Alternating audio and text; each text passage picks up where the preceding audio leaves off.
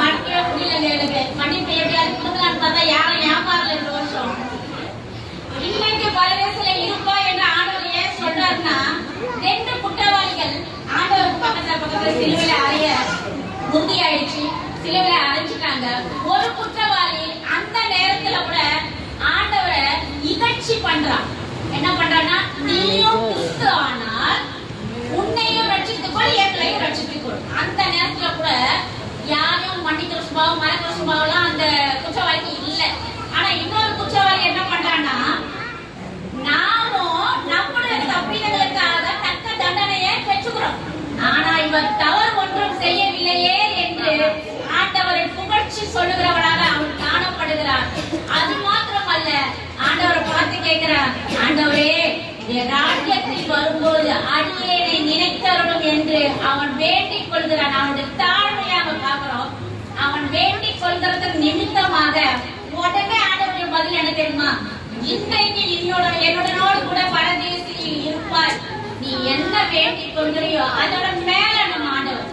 நம்ம கூட நைட்டு ஒரு பிரேயரை அட்டன் பண்ணோம். அதோட முகாந்திரம் எல்லாருக்குமே நமக்கு தெரியும், அவர் நோக்கம் எல்லாருக்குமே தெரியும், நமக்கு தேவை என்ன அப்படின்றத நாம அறிந்து நம்ம ஜெபிக்கிறோம்.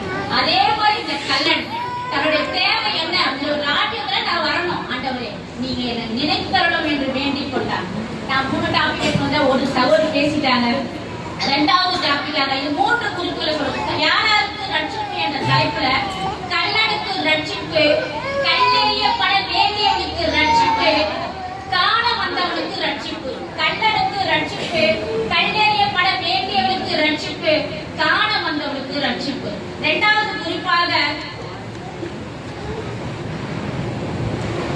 யோவான் சுவிசேஷம் 8ஆம் அதிகாரம் 1ல இருந்து நம்ம தியானிச்சோம்னா, இயேசு ஒலிவமலைக்கு போனார்.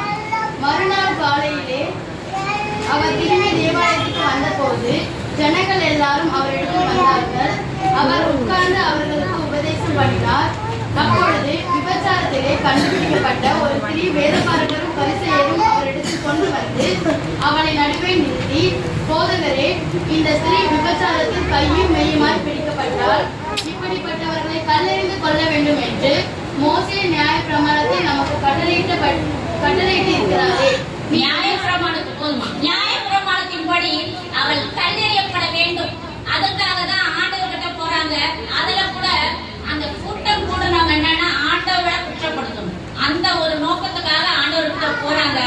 ஆண்டவரே, இவ கையங்காலமாக பிடிக்கப்பட்டுட்டா, இவளை கல்லெறிந்து கொள்ளணும் அப்படின்னு நினைக்கிறாங்க. எல்லாரும் சொல்றாங்க. அவர் தரையில குனிந்து எழுதி கொண்டிருக்கிறார். ஒரு சிலர் பாஸ்டர்லாம் சொல்றாங்க அவருடைய பாவங்களை எழுதினாருன்னு. உண்மையிலே கூட இருக்கலாம். ஏன்னா அவருக்கு குனிந்து எழுதும் போது யாராவது ஒருத்தர் கல்லெறிஞ்சிருந்தா அவர் சுத்தமானவங்களா இருந்திருப்பாங்க. பட் யாருமே அந்த மாதிரி குற்றம் உள்ளவங்க தான் எல்லாருமே மனசாட்சியின்படி அவர் குற்றம் அவர்களை உணர்த்தினபடினாலே எல்லாரும் கல்லை கீழே போட்டுட்டு அவரை போயிடுறாங்க. ஆண்டவர் இருந்து பார்க்கிறார் சகோதரிய, ஏமா உன் மேல கல்யாணவங்களா எங்கே அப்படின்னு கேட்கிறாரு.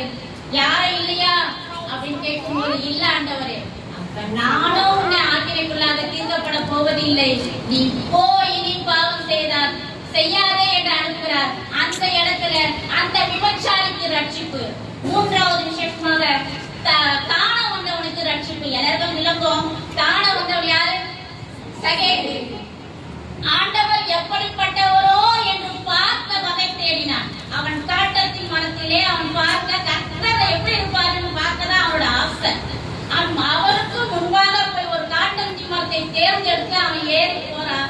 ஆண்டவர் வரார். அதே வழியா வந்து அங்கேயே ஸ்டாப் ஆகி அண்ணாந்து பார்த்து அவனுடைய தேவையை ஆண்டவர் அறிந்திருக்கிறார். அவனுடைய ஆவலை ஆண்டவர் அறிந்திருக்கிறார். அவன் என்னன்னா ஆண்டவர் பார்க்கணும், அவனுக்கு என்ன தேவை, ரட்சிப்பை கொடுக்கணும். அதனால ஆண்டவர் அண்ணாந்து பார்த்து சகையை பார்த்து சொல்றாரு, சகைவே நீ இறங்கி வா, இன்றைக்கு உன் வீட்டில் நான் தங்க வேண்டும், இன்றைக்கே தங்கணும் வா அப்படின்னு நடந்து போறாங்க. போகும்போது நம்மள மாதிரி ஒரு நாள் கூட இருக்கும்ல, நீ குறை சொல்றது, நீ இப்படி இவன் இப்படி சாதியான மனுஷங்கிட்ட போறா, இருந்தாலும் அவங்க வீட்டுக்கு சாப்பிட போறான்னு சொல்லிருப்பாங்க. அந்த வார்த்தைகள் சகைவுக்காக கேட்குது, ஆண்டவருக்காகவே கேட்கப்படுது. உடனே சகை ஸ்டாப் பண்றான், ஆண்டவர் நிறுத்துறாங்க. என்ன சொல்றாங்க தெரியுமா? ஆண்டவர் பார்த்து, ஆண்டவரே நான் யாருக்கிட்டையாவது அதிகமா வாங்கின அநியாயமா வாங்கினா நாளத்தனையா திருப்பி தரேன். நான் மனசு சொல்றாங்க, கண்டிப்பா அந்த தப்பு செஞ்சிருக்க மாட்டேன்னு நினைக்கிறேன். உறுதியே சொல்றான், நான் யாருக்கிட்டையாவது அநியாயமா வாங்கினா நாளத்தனையாக திரும்ப செலுத்துகிறேன். என் நாஸ்திகளில் ஏழைகளுக்கு பாதியை கொடுக்கறேன்னா இன்றைக்கே உன் வீட்டுக்கு ரட்சிப்பு வந்தது ஆண்டவர் சொல்லிட்டாரு. ஆண்டவருடைய தேவை சகைக்கு ரட்சிப்பை கொடுக்கணும். ஆண்டவருடைய தேவை சகைக்கு குடும்பத்திற்கு ரட்சிப்பை சொன்னா ஒரு அற்புதம் நடக்கும், எல்லாரும் அவங்களை பார்க்கணும். அதே மாத்திரம் தான் நாம இன்றைக்கு இந்த 2 நாட்களை கழிக்க போற என்னோட குற்றையில நாம எந்த நிலைமையில இருக்கிறோம்? அடுத்தவங்களை குறை சொல்றோமா? அடுத்தவங்களை நம்மளால அடுத்தவங்க ரட்சிப்பு பண்ணணுமா? நம்ம அடுத்தவங்க ரட்சிப்புள்ளாக இல்லாததுக்கு போனோமா? யோசிச்சு பாருங்க, நம்மளுடைய ஜீவியம் எப்படி இருக்கிறது?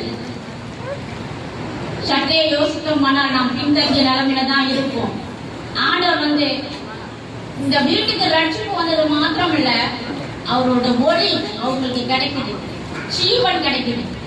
அந்த பரலோக ராஜ்யத்திலே அவர்கள் சேர்த்து வைத்திருக்கிற சொத்தெல்லாம் ஏழைக்கு கொடுத்துட்டான்னு சொன்ன உடனே அந்த வீட்டுக்கு ரட்சிப்பு மாத்திரம் இல்ல, அவன் பரலோகத்துக்கு பங்காளியா இருக்கிறோம். நாம எப்படி இருக்கிறோம்? நம்மளும் அப்படிதான். கர்த்தருடைய வார்த்தையை சொல்வது மாத்திரம் அல்ல, நம்ம நோக்கம் நம்ம பரலோகத்துல இருக்கணும். நம்முடைய ஜீவியம் பரிசுத்தமா இருக்கணும். நம்முடைய தேவை